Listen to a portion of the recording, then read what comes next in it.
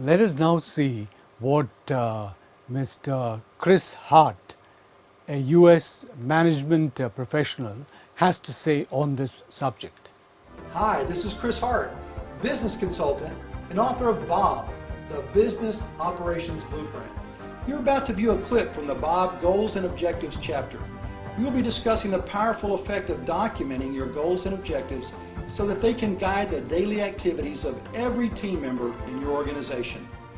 As you see on the Bob model here, the goals and objectives are up in his upper pectoral region there. And we're going to talk about goals and objectives, what use they are to our organization, how powerful they can be. But as we go through every element of Bob, we're going to talk about how the different components relate to each other. So let's go ahead and dive in here, and let's talk about why have goals and objectives in the first place. Whenever I go in and start working with a client, every one of them says, oh, I've definitely got goals and objectives. And I say, well, do you have them written down, or are they posted anywhere? No, they're on my head. And I said, well, do you think your team understands what those goals and objectives that you have are? Oh, I'm sure they pretty well know what I want around here. Well, as you, I'm sure, have experienced, and as you could probably guess, that's usually not the case. So what we want to do is we want to document these, and we want them to be guiding principles that help us accomplish specific things. The goals and objectives define what your organization will become.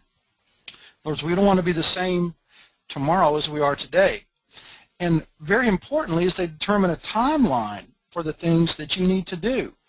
Instead of just like, well, you know, one day we're going to get around to opening another branch.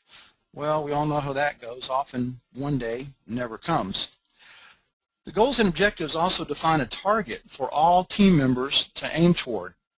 And they give all of the participants a sense of direction, a vision of where they're heading. And this is very important. This is when people are informed and they have ownership of what the process is, then they're always more productive.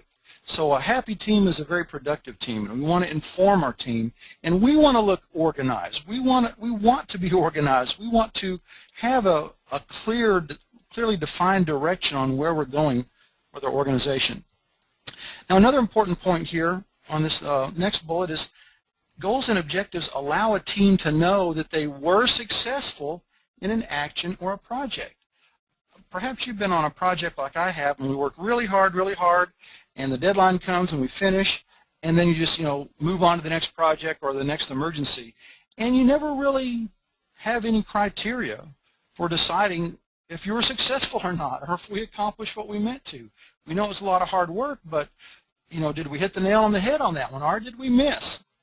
And then, once you know if you were successful or not, goals and objectives can help you to specify rewards for your leaders. And we know when they have rewards out there, when the carrot's on the stick, people can become highly motivated and want to go the extra mile for you.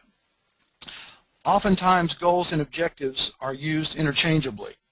Well, they're two completely different things with very overlapping scopes. So let's go to the dictionary here and get a really good definition on goal and objective.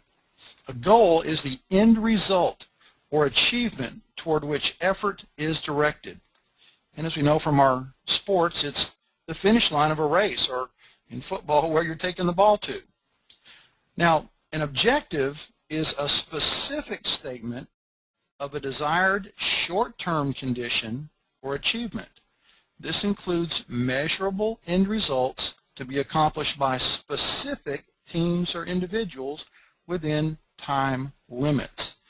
So the goal is where we're going towards, and the objective is a very specific set of directives to get us there.